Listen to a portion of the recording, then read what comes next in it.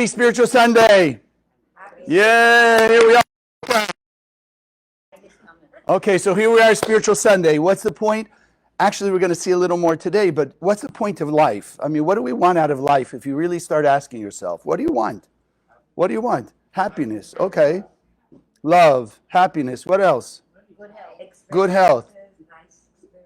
Nice experience. Good. I'm glad you qualified that. Nice experiences. What else? That's it? Okay. Well, what the Kabbalah Center is here for is to help us all have eternal bliss. We're going to get into that a little today. But as we start off, we got to remember, as you walk in the room here, we carry a lot of baggage with us. We carry the things that come from our past lives. We carry the things that come from the past of this life.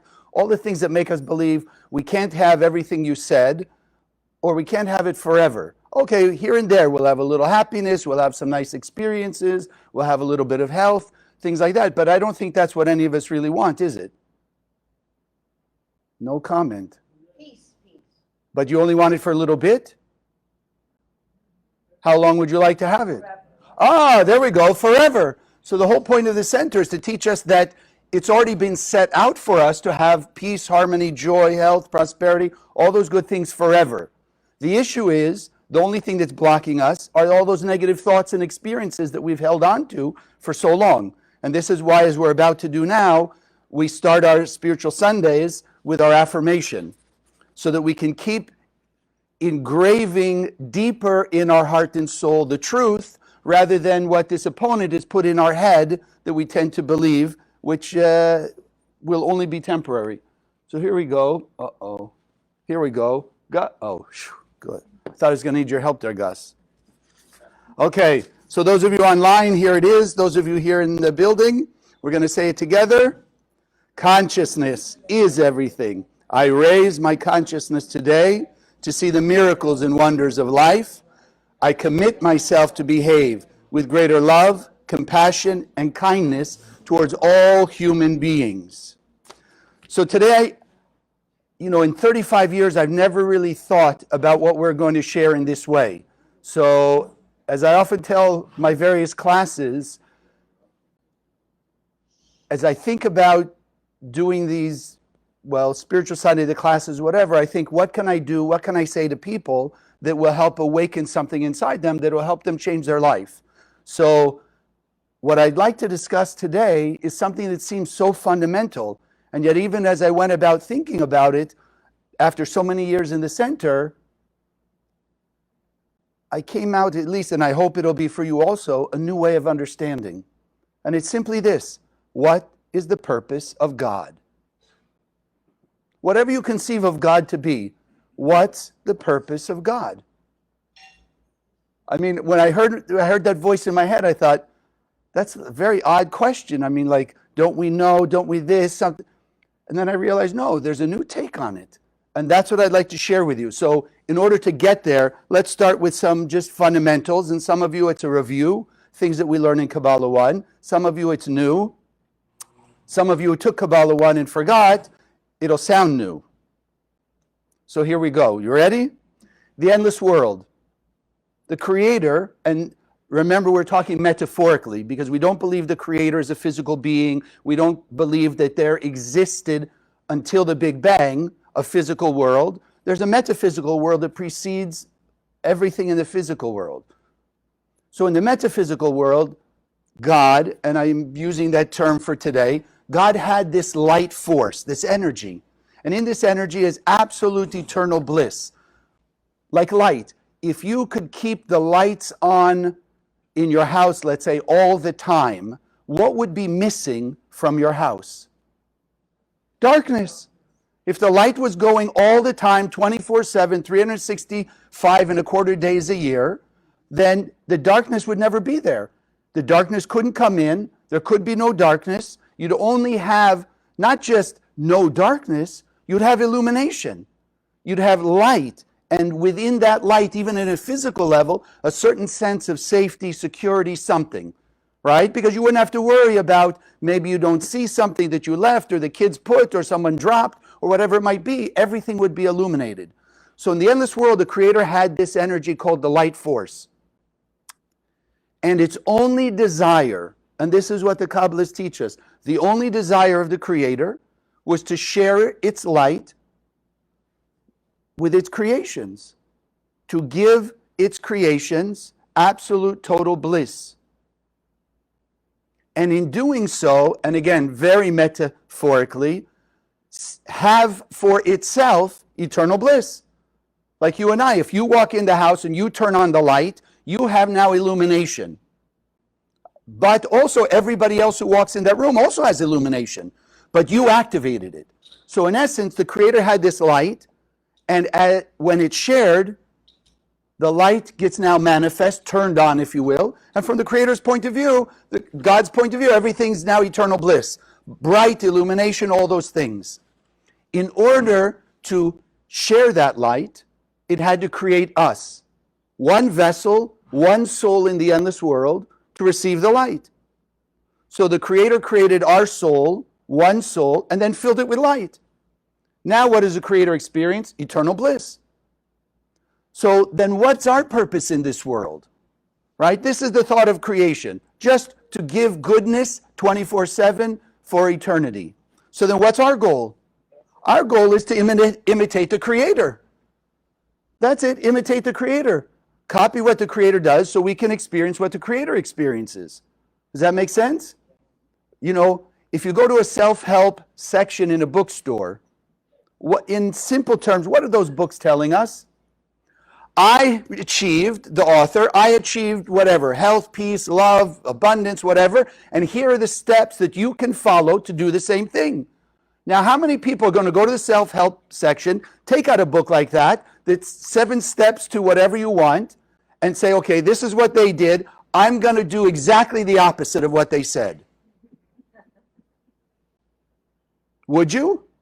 No. If they've achieved something that you now aspire toward, you would follow their steps, hoping that if you follow their steps, you'll have what they experienced, the health, the peace, the love, the blessing, whatever it may be. So the only thing we came here into this world to do was to emulate the Creator, copy the Creator's steps. And the beauty is, as we learn it here in the center, as I just told you, that's it. The Creator had light, created a vessel, shared the light with a vessel, boom, eternal bliss. Does it sound very complicated? Create a vessel, fill it with light. How do you pour yourself a cup of coffee? You make it in the pot, so you have the pot of coffee, and now what? You have to get a cup, you create a vessel, then you pour in the coffee, right? Now you can enjoy the coffee, or whatever it is you drink. Yes, we have someone here in the room, probably starts with a little rum, vodka, something or other. Not just, okay. You know, but we do the same thing. We just don't realize what we're doing. We are imitating a minor piece in a very small piece of life. In essence, what the Creator did. Had the coffee, had the light, created a vessel, a cup, and then poured it in. Wonderful. So that's all we're here to do, is just do the same thing. What's the problem? I mean, it sounds simple. 3 steps. Have the light, create a vessel, pour in the light into the vessel, eternal bliss. So what's the glitch? What we call the opponent, this adversary, I like to call it a parasite, that we as humanity together, so don't look around the room and say, well, they did it and they did it, or those people out there. There was only one soul. So we collectively, we decided to put this programming, a parasitic programming, in our own brain, called the opponent, to oppose us. Meaning what? To give us free will. Because if a person has no free will, then no matter what they do in life, there's no real satisfaction. Only when we exercise our free will, we make use of our free will, then we can have eternal bliss. So we created this opponent to give us the opportunity to have eternal bliss by doing what? Beating the opponent. The opponent's telling us, don't share, don't be kind, don't be nice, things like that. And when we defeat that with kindness, love, and compassion, like we affirm, that's when we feel more lasting joy, happiness, peace, etc. Because if you don't have the opponent and you just come down, you go, oh, okay, here, like this, it's no fun. It's no fun.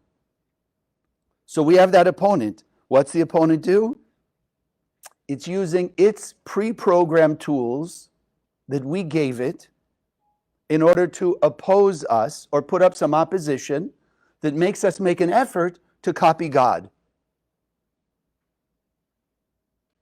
Okay, it looks like you got it. So what are some of the tools? What are some of the tools? First thing, the simplest thing, 5 senses.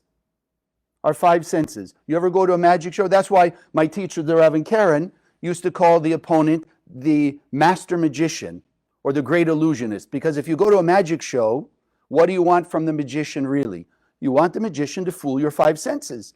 Imagine the magician comes out, you just paid $1,000 to sit in the front row, which I forgot. Did you give your $1,000 yet? Okay, front row? Okay, right? And now the magician says, here's an empty hat. Voila, abracadabra, here's an empty hat. Okay, look at this empty cage, bless you, hanging in the air. Comes the dramatic music, the cover goes over it, abracadabra, whoosh, still an empty cage.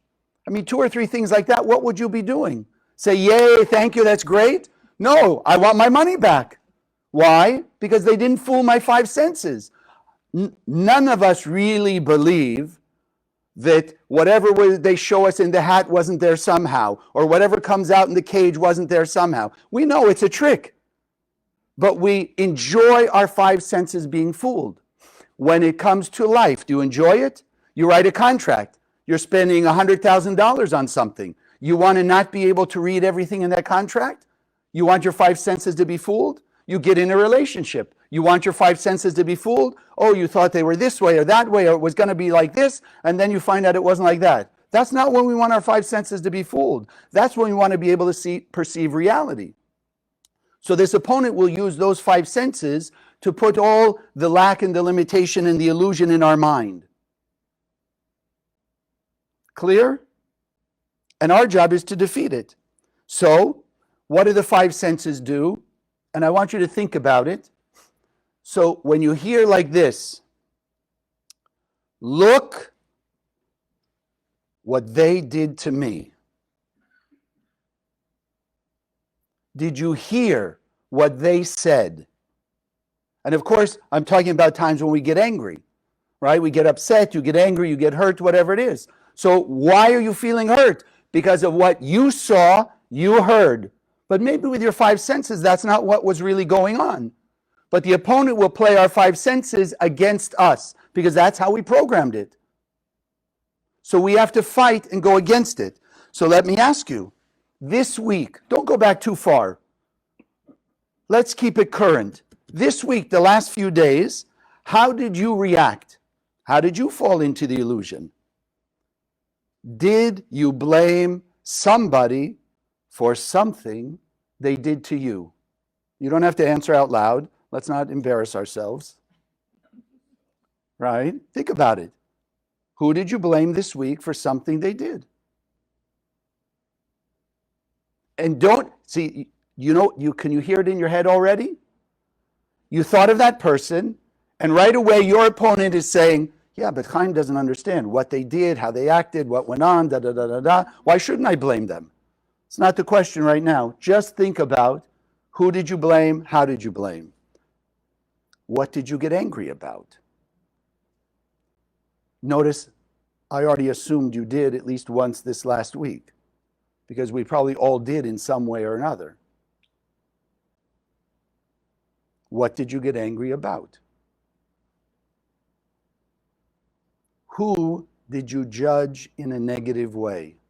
Oh, look at them, who they think they are. You know, they think they're better than me. What are they saying? Oh, look how they dress. Look what they're doing. Whatever it may have been, how did we judge somebody in a negative way? We need to start understanding it comes not from us, not comes from our soul. Our soul is filled with light. It comes from the opponent's influence that puts in our head. Because if you go back, when did it start? And let's not blame them either because they are us Kabbalistically. Go back to the Garden of Eden. Adam and Eve. They had 2 trees standing in front of them. And remember, those of you who are new, the Kabbalists teach us the Bible, the 5 books of Moses did happen. It is history, that people existed. But the most valuable and really the point of what they did was to give us a lesson for 2022. How can we live the technology, the formula that they did to have similar experiences? How to overcome the negativity, how to have peace, love, and prosperity, how to transcend all the illusion, etc. How to defeat their, quote, enemies, all of that. It's not just a historical document to say, okay, well, look, Abraham did this and Isaac did this and they did that. No, it's about what can we do to have a similar experience? How can we be free from our Egypt, our slavery and bondage? That's it. So here's the two trees. Why do we have to have two trees?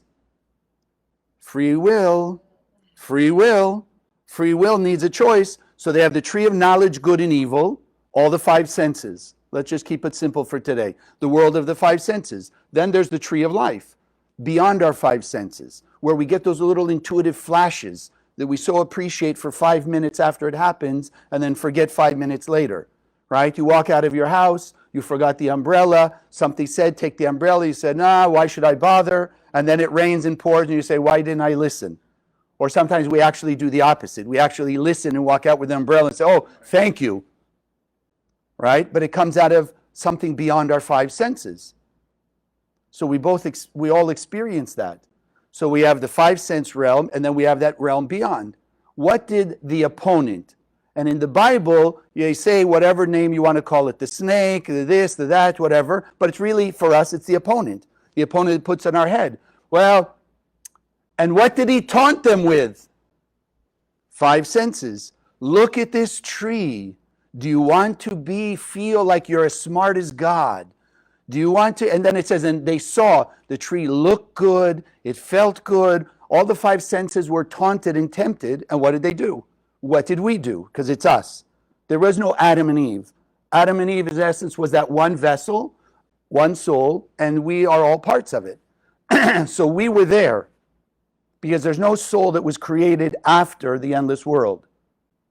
We all came out of the endless world. So we were all Adam and Eve. So we did. We chose the five senses. So when I just asked you, excuse me, who did you blame this week? Why did you blame them? Because your five senses saw something they did, said, or whatever that triggered a hurt inside you. That's why you blame them. Five senses. Why did you get angry? Five senses. Why did you judge? Five senses. So we did the same thing starting way back then. And that creates all the chaos. Because if you read the story, very simply, what does it say? Well, then came all the problem. You know, Eve would have to wait 9 months in painful childbirth, and we'd have to work hard to earn a living, to make sustenance. I heard a class from Michael Berg recently. He was saying, you know, you look at the world, look at the animals, right? The birds, I don't know, the squirrels, the lizard, the iguanas. How many iguanas do you know went to school to get a college degree? How many have a job? I mean, you go over here, what I call Iguana Alley, they're just laying out there sunning themselves. But somehow nature supplies them abundantly. You and me, we have to go to work, we have to get an education, we got to work hard, we get all this thing. Why? Because we, using our free will as Adam and Eve, we chose the five senses over the sixth sense. And therefore, we got everything in the five senses. Oh, you're choosing the five senses? What you hear, taste, touch, feel, and this. So that's how you're going to get all your eternal bliss. You can still have eternal bliss, but you're going to have to work a lot harder for it. They're out there, well, I guess it is Florida, so there are people probably on the beach also sunning themselves, right? But I hope you're getting the idea. They didn't do, so we have to do the work, and that's what we're talking about today. I want to just mention quickly, because it's a subtle point, the difference between wants and needs. Wants and needs is also related to the tree of life and the tree of knowledge, right? What are our wants? Of course, many of us know the famous saying, you can't always get what you want, but you're always going to get what you need. So disappointing, no? I want this, and then this, okay, my need, and this.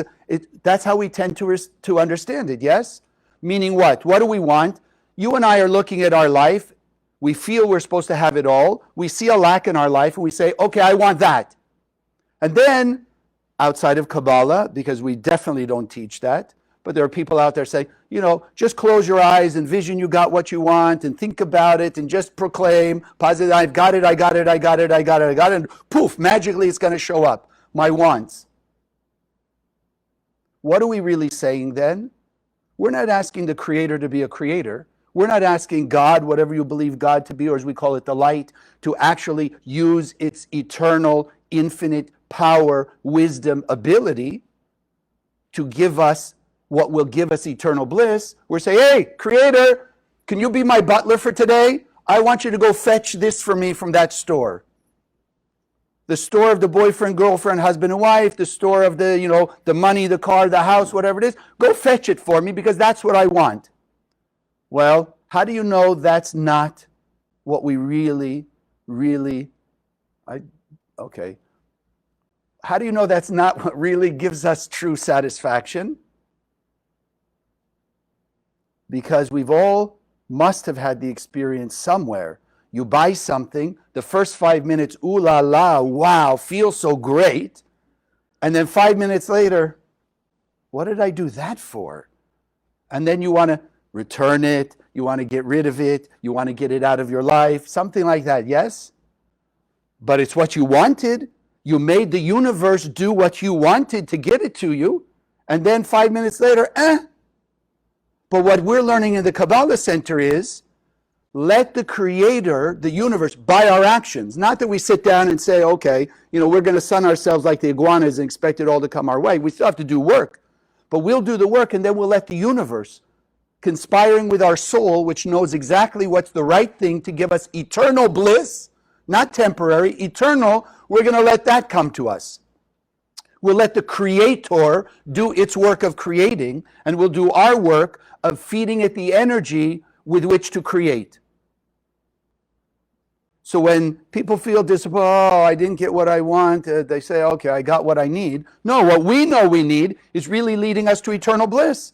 How could that be bad? If you knew right now you had in your pocket a check for $20 billion cash that you knew was a good check, but you couldn't cash it for 6 months, how miserable would you be for 6 months really?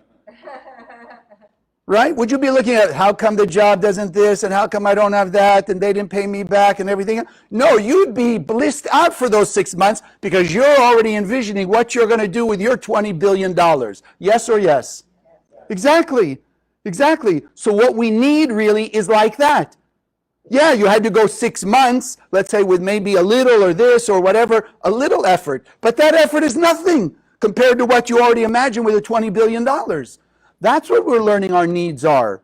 So don't fall to the illusion of that parasite. Oh, you got to keep asking what you want. I want this, I want this, I want this, I want this. Because 99% of the time it comes not from asking, give me what I need. It's just give me what I want right now. What I think right now will make me happy. So we got to also let go of that.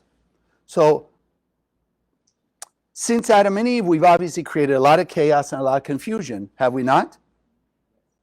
And don't think it wasn't us. It's all them, right? Those people out there, they've done it. Go back to one of the things we asked. Who have you blamed? Who did you blame this week, right? Oh, it's their problem. They created all my chaos. No, we all created the chaos. So now, I want to start giving us ways, how are we going to get rid of it? How are we going to overcome the chaos, turn the chaos back to order? Are you ready? Okay, I'm not telling you until you're ready.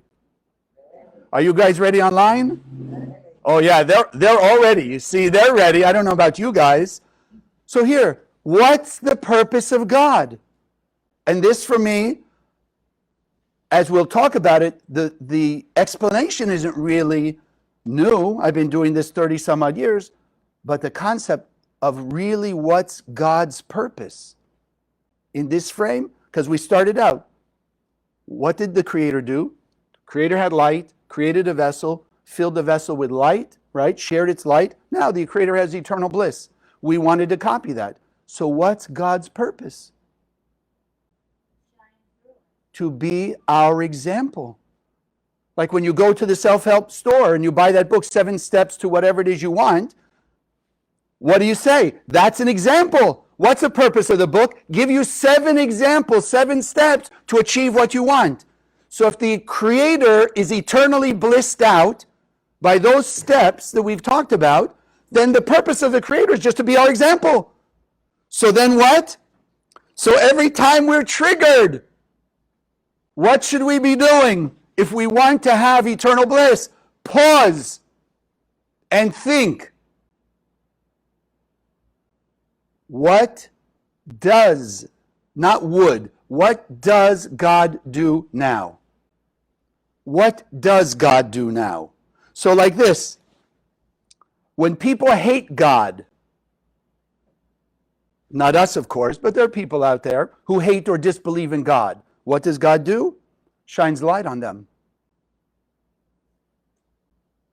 If people blaming God for their lot in life or historical events and how could God let this and that happen and how can God not come down and help the world now, etc. What does God do? Shines light on us. When people don't believe, when people hate God, when people judging God, when people all those things think they're better than God, what does God do? 24/7, 365 and a quarter days a year, shines light. Period. What do? When we get annoyed, we used to, right? Putting it that way now because it's the old us as of this second. What? We used to get angry and send them negative energy, right? I hate them. How can they do that? Like this. And just emanating right out of us, bad vibes. When people don't do what we want, we used to cut them out of our lives, tell them off, right? Talk about them behind their back because they didn't give us what we wanted, when we wanted, how we wanted, right? Again, negative vibes, negative vibes, negative vibes. When people have something we want,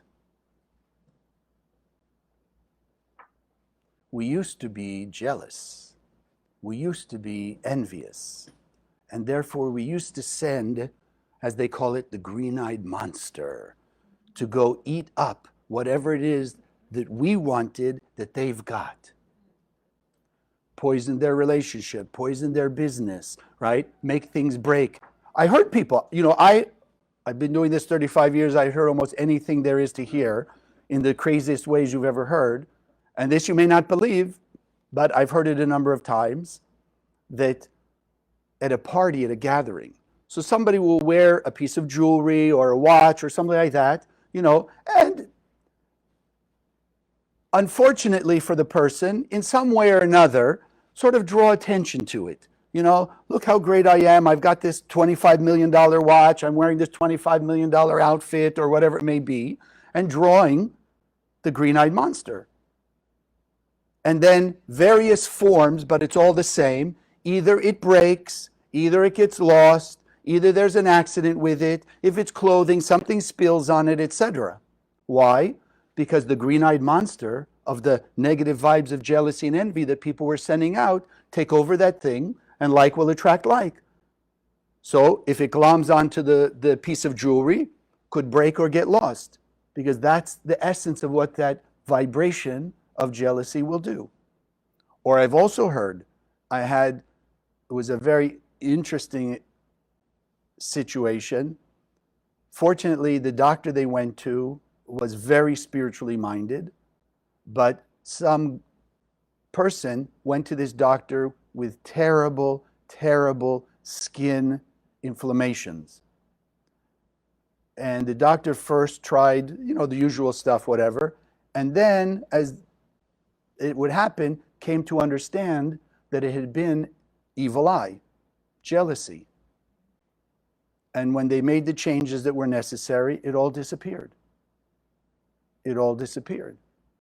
Evil eye is not powerless. It's extremely powerful, as is our anger and our blame and our jealousy and our ego and our greed. So what we're learning is how to make the shift then.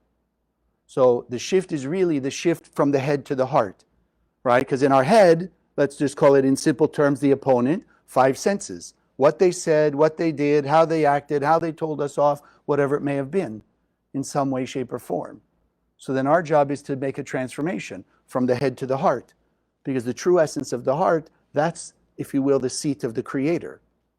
That's the heart that even sometimes, and I'm sure you and I, because of who we are, have had those also experiences, where there's somebody that maybe before that moment we judged them, we didn't like them, we had reason to resent them or something or other, but all of a sudden something woke up in our heart. You know what? Maybe they're just having a bad day. Maybe they grew up with parents who screamed and yelled and this and that and the other, or maybe they had some awful experiences, whatever, and this is why they're acting like they are. Where did those thoughts come from? It doesn't come from our brain. Not really. It comes from the essence of our heart, the heart of the Creator, right? Look at them. Why? Because on a heart-soul level, who are we really? We're all one. There's no difference between you and me. The Creator does not see any distinctions. That I had a revelation yesterday, I must share with you. God doesn't see distinctions. When God, metaphorically again, because it's not a person, physical being, when God looks at the world, what do you think God sees? Because we can only see out of our own eyes. So if you will, the eyes of God only love of its highest, most powerful, unconditional. So God sees our soul. And since there's only one soul, God doesn't see the distinctions. Let me ask you right now, if you look at people around the room, do you see and again, it's simple because it's physical, but do you see the person? Or do you look and you say, no, I see the liver, the kidney, the brain, the arms, the nerves, the arteries and the veins? Really, what do you see? You see the whole. You see the person. So if you stand back now and you think from God's point of view, when God looks, God doesn't see what we think we see, 8 billion individuals on the planet. The Creator sees one soul filled with light. The Creator sees only one heart of truly unconditional love. That's all the Creator can see. So when you wonder why, or not you and I anymore, but why people say, well, why didn't God do this, that, or the other thing? It's not up to God. God already set the example for us. God is blissed out and gave us the power of being blissed out all the time. Because it gave us a piece of itself. So we have the power and the ability to change our life, as the Kabbalists say, in a blink of an eye. But to get to the blink of an eye, we have to make a lot of changes. We have to make a lot of effort. So let me give you a couple examples. So the next time that feeling of anger wakes up, and the head-based thought wants to be angry, and you transfer it now to your heart-based, light-based consciousness, act with tolerance. Just do an act of tolerance. Don't think, what do I going to get for it? What are they going to think about it, etc. Just act with tolerance. Let that light come out, because when you walk away from that situation, you also walk away with greater light of tolerance. You're shining more light on your family, your friends, your business, everywhere else you go. When you start to feel judgmental, pause. What does God do? Shine light. So in our case, it would be shine the light, act with acceptance. Act with acceptance. Don't be judgmental. Okay, be accepting. This is who they are. This is how they're acting. Let me just accept them that way. But because I'm shining light on them and I'm awakening the light of the Creator inside them, they will eventually, with enough awakening, they'll come to change also. They won't be the way I judge them to be. When something triggers your sense of frustration, pause. What does God do? Shines light.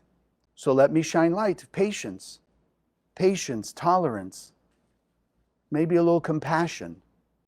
And again, for those of you who are new, doesn't mean I'm telling you, you have to hang out with them, you have to be friends with them, you have to be in their vicinity all the time. No, you don't have to. You could be across the earth from them. But you still have to act like God acts if you want what the Creator has.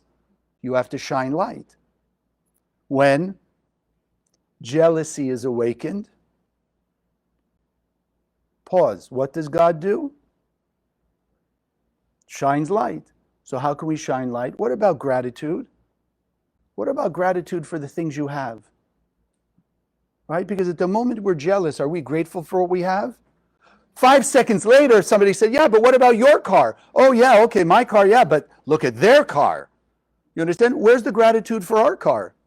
Is there nobody, Karen used to say, which we probably heard in various forms, when a person complaining about the little pain in their leg and they have a little, numbness in the toe or whatever, but then they see a guy walking around with no leg, suddenly they're a little more appreciative of the fact that they have a leg, that they could even feel a little numbness or a little whatever twitch in the toe or in the knee or something. No? Okay, so act with gratitude. Gratitude for your blessings, and even extend some light of happiness for their blessing. Okay, so the guy's got a $25 million watch. Be happy for him. If it makes him happy, great. How many times do we say to ourselves, you see people in whatever the situation is, and you say, they look happy, and they say, well, that wouldn't make me happy, but okay, if it makes them happy, great. Right? Like that. If your parents, any of you parents, you ever had that situation? You tell yourself, I want my kids to do X, Y, Z, and they're doing A, B, C. But they're still good people. They're still kind people. You say, you know what? If it makes them happy and they're good, okay. So why can't we do that to the other people?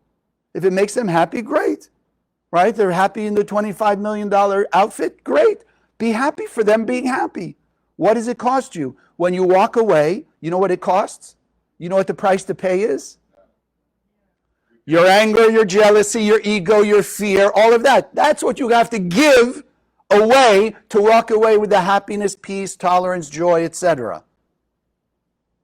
When you feel guilt, a big one for yours truly, especially because I've seen some of my past lives. So I used to have, I used to have a lot of reasons to be guilty, but very recently I've had some new revelations that making it disappear a lot faster. But you have guilt. What do you do? So, and I often say it here, on the one hand, people who act badly, because there are no bad people, there's only people who are of the light with a free will, give in to their five senses and act badly. But people who generally act badly, or even you and I, in the moment we act badly, a little jealous, a little fearful, a little impatient, a little angry, a little resentful, right? In that moment, we don't feel guilt. Because in that moment, we have allowed that opponent, that parasite in our head to completely justify why we did that. They said the bad thing, so I screamed and yelled, I put them in their place. I'm justified. We don't have guilt for that. 5 minutes later, because it is you and I, and the light turns on, then when we can see the difference, we can now say, oh, why did I do that? That was so silly, so foolish of me. So bad people acting badly don't have the guilt, because in the moment they're caught in the darkness. So then what's the trap of guilt? I must be a good person, because good people have guilt, because I know the difference between good and bad.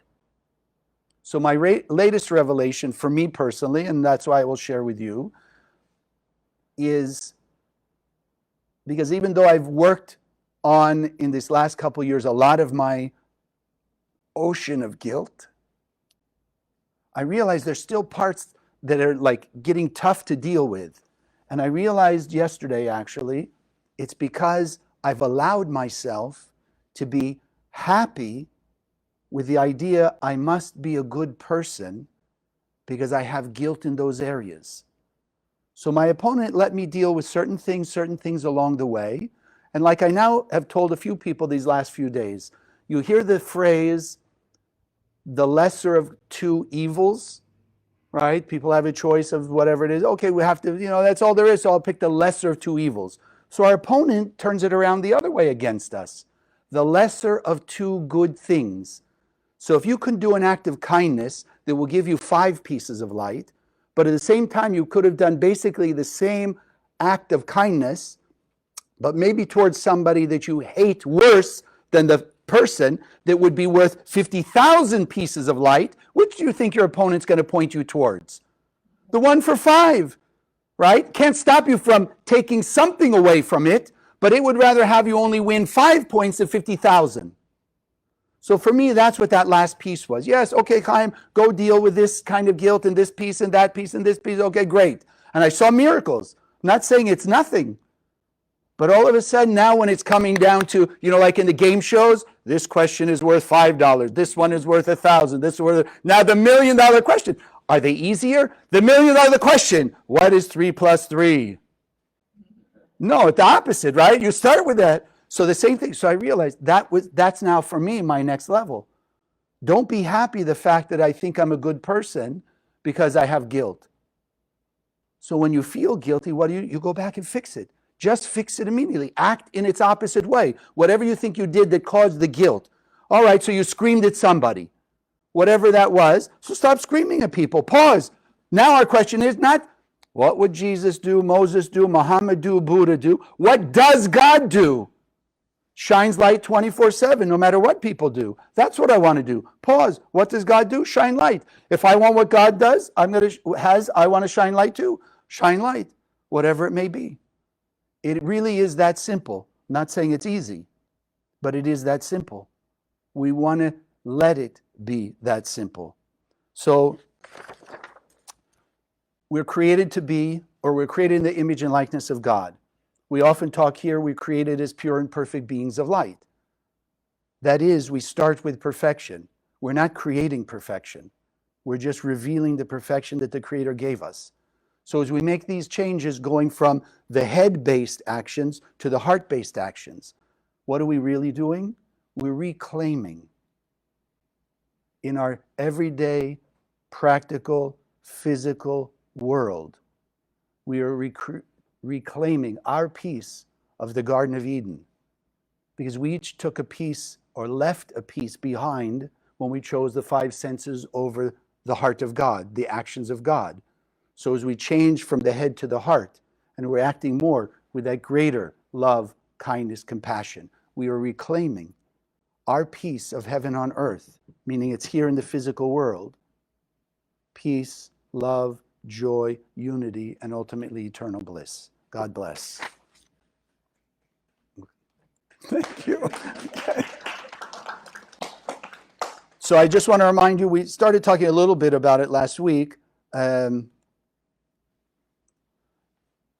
This is our time of the offering. It's a free will offering, but I want you to understand what you contribute to. So not only have we been spreading, in fact, our group here in Boca, we went out on Sunday and spreading Zohar, right? So we're spreading Zohar around. We gave it out to fire stations, police stations, community centers, health organizations, etc., because we believe these books of the Zohar shine the light of the Creator. And wherever there's light, darkness has to go away. Wherever there's light, clarity has to come, the right solution, the right answer, etc. So I don't know, unfortunately, the exact numbers, but I think in this last year, we have spread literally around the world 100,000 for free, besides the one that the students buy, etc. But students have sponsored being able to spread these out to airline, protecting the planes, firemen, policemen, etc., armies. We've gone around the world. You would not believe. I mean, when you think of a person in the army, right? Whatever army, it doesn't matter where on earth, but you don't think of, I don't even know how to put it anymore because we've been around doing this for so long, but you always think of army people as rough, tough, gruff like this. You don't think of them as, okay, spiritual, meditating like that, but you'd be shocked now because inside the army personnel is what? It's a human being like you and I. So they also have the same thing as us. They have the heart, right? They may be trained to be tough on the outside, not like any of us, right? Soft on the inside and tough on the outside. But, they're trained that way. But with all the chaos going on in the world, our heart and soul is being awakened automatically. So there's more of them around the world. We started in 1991 with these small books, the Palestinian police and the Israeli police, because we wanted to turn on the light and stop the chaos, stop the discord. And from that, we've literally spread millions around the world since that point to all the people that you would never imagine in a million years who would be receptive. And in the last year, it's accelerating. So that's one thing that you're supporting. The other thing you're supporting is the scholarship fund, Karenberg Scholarship Fund, that allows people who cannot afford to take the classes, whether in person or online. We're giving them scholarships because of the generosity of people like you. So I want you to keep that in mind as you're thinking about your blessings in your life and what you can offer to help us not only just maintain this physical building, and obviously I wish, if you know somebody who can give us free air conditioning, free electricity, and free water and all of that, great, right? Then we don't need to pay for it. But other than that, yeah, we have to pay the bills here. But the bigger picture than that is, it's not just about supporting this building and making sure we're okay here. No, it's changing the world. So everything that you give, which is why we take this time to bless the offering, right, is to go out and literally to bring your peace, my peace, and everybody's piece of Garden of Eden together, so the whole world has no more darkness. So let's take a moment. If you're online, I put the link there for those of you who would like to give. Let's put it, make sure, I'll put it again just in case. For those of you here, just hold your offering in your hand. We know that money is a vessel. And as we said, we're pausing and we're putting more and more of our light in the appropriate form, in this case, financial donation, to help us expand the projects till it covers the entire world.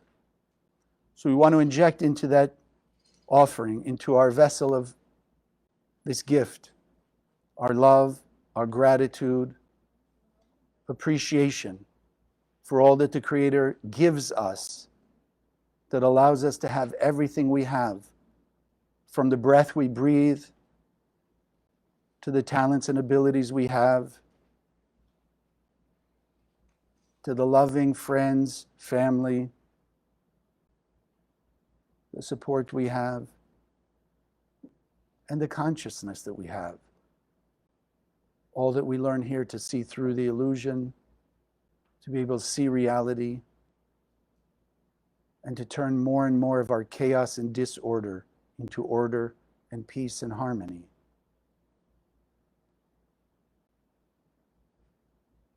And in appreciation and gratitude, we inject our unconditional love,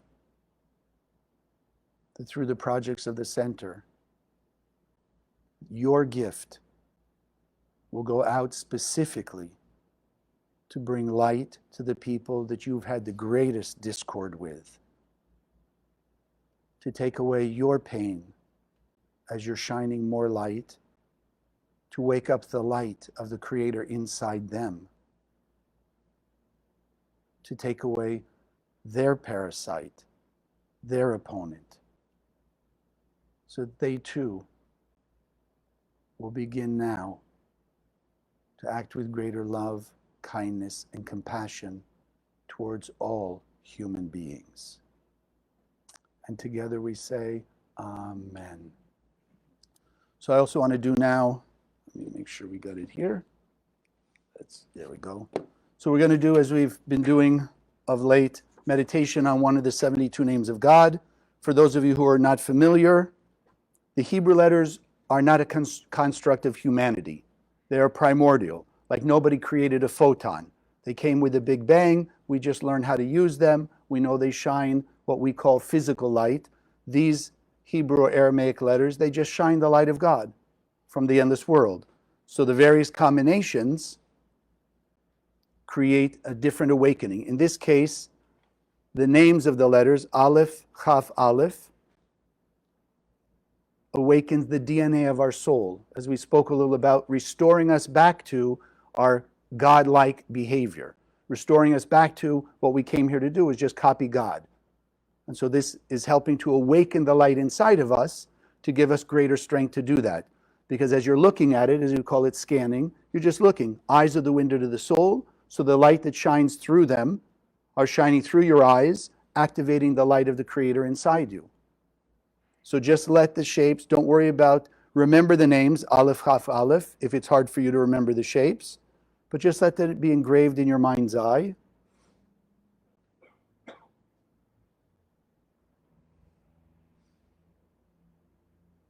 And then if I can ask you, just sit comfortably in your chair, feet flat on the floor, hands comfortably in your lap.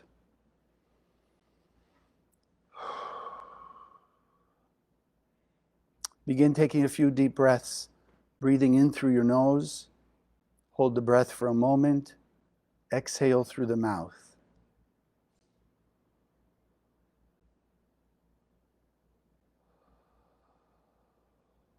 Breathing in the light of the Creator through the breath.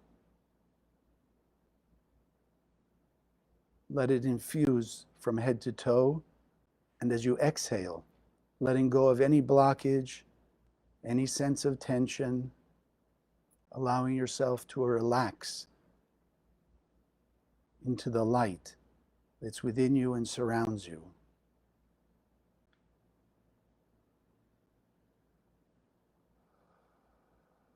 And creating a stronger circulation of the light.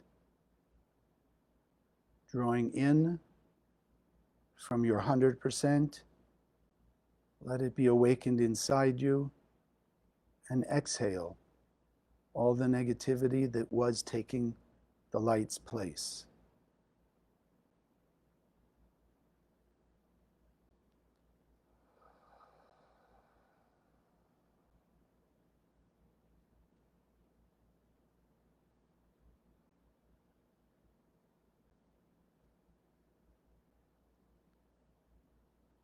Feel the light embracing you with its love, its warmth, its pure goodness.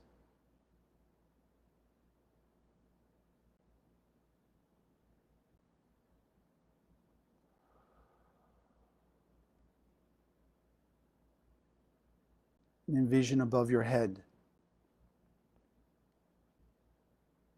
the light force particles, Aleph, Chaf, Aleph.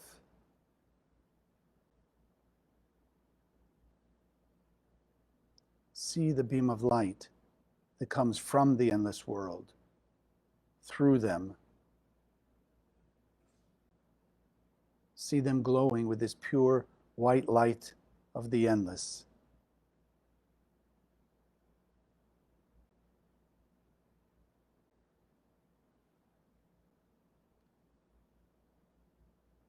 And slowly bring the Aleph, Chaf, Aleph through the top of your head.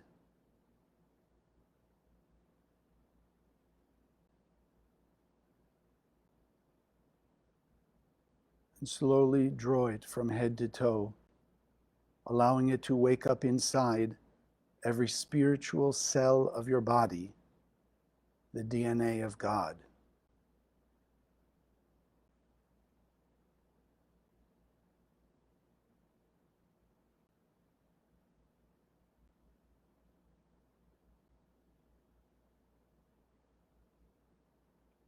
Feel the energy, the vibration that's awakening inside you to yet a higher degree,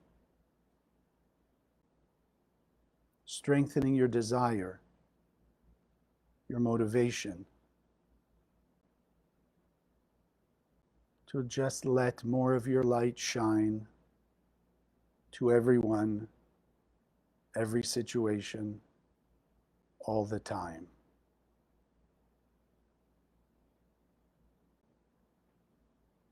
Keep this feeling of this light, this pure bliss that's being awakened inside you.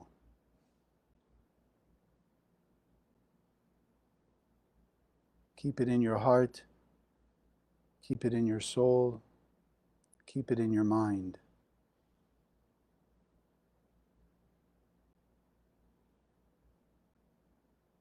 That it becomes a consistent thought,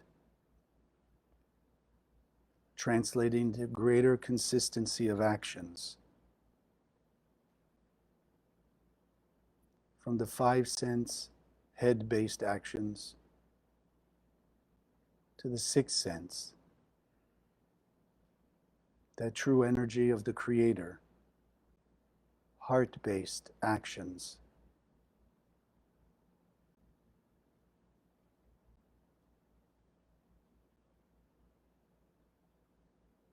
Feel the tingling of this light, this awakening, every part of your body and soul.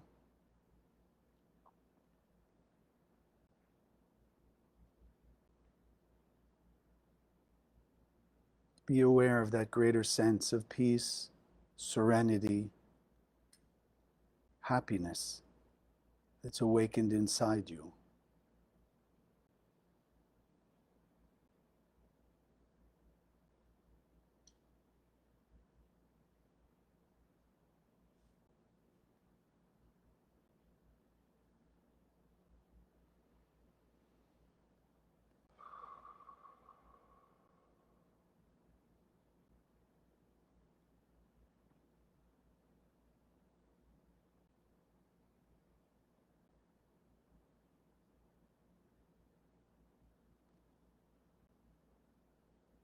And let's take this opportunity.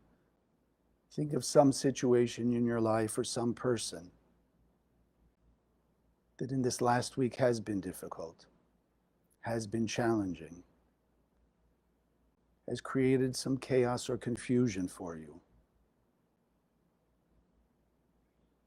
And let's now, in this state, with this awakening, let's take a beam of light through the Aleph, Chaf, Aleph, and beam it out from your soul, your connection, your light, through the Aleph, Chaf, Aleph, and send it directly to the heart and soul of everyone in that situation.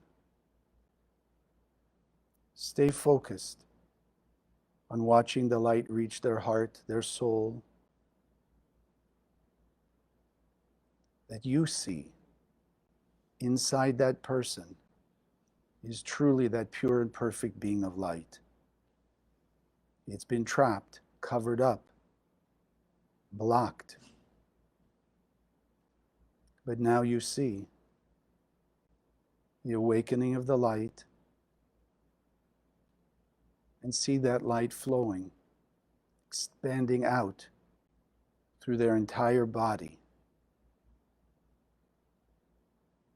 activating in every spiritual cell in their body this light of the Creator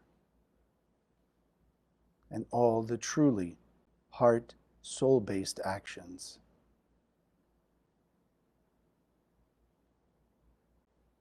And now see your beam of light through their heart and soul, the Aleph, Chaf, Aleph shining out of them, and just let the light go out from them to whomever they may have issues with, have had conflict with, directly to those people's heart and soul. See the awakening there. And then from them out to the people they've had conflict.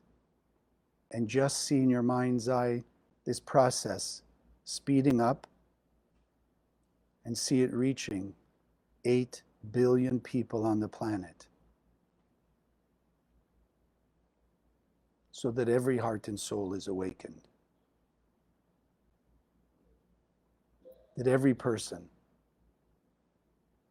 is removing the chains of bondage, the blockages that have kept them trapped in whatever their negative behavior has been.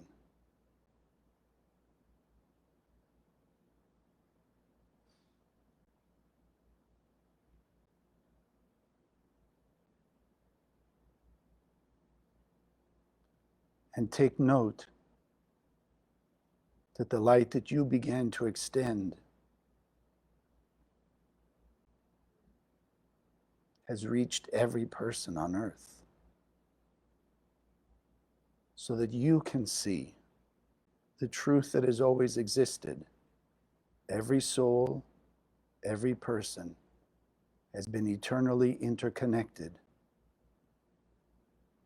and influencing each other.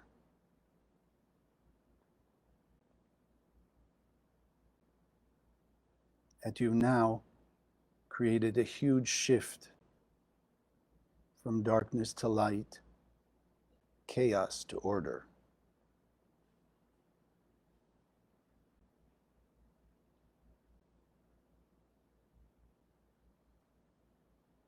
Discord to peace.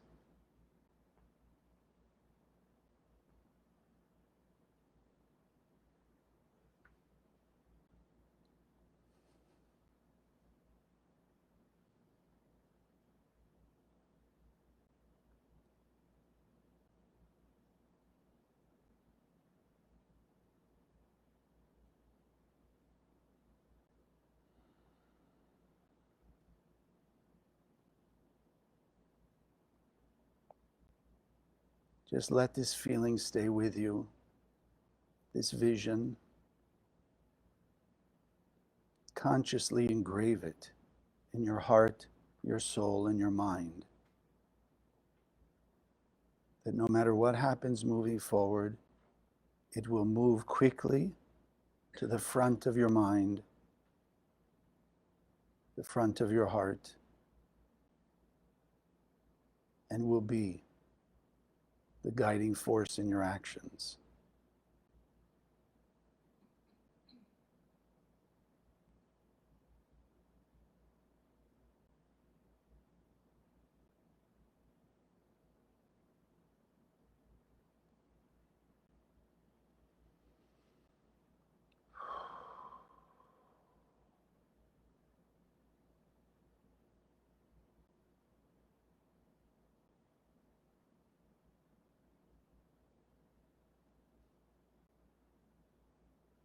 And together we'll take one more deep breath, anchoring this in, that's with us forever.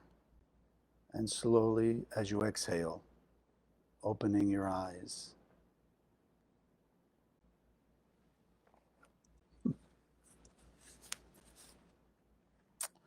Thank you for being here. Thank you, those online. Have an amazing week. If you have comments or questions, or you'd like to make meetings or what have you, please, or just share your miracles with me. So please let me know. You can find me here on Facebook. We also put these videos on YouTube. We have a Spiritual Sunday YouTube channel. Have an amazing week. God bless, and I look forward to seeing you all next week. Thank you for joining us. If you liked what you saw, subscribe to this channel that you'll be notified when we post new videos. Share the video with your friends, they can also benefit. And check out the website, www.kabbalah.com, that's Kabbalah, for hundreds of articles and classes. Wish you an amazing day, and God bless.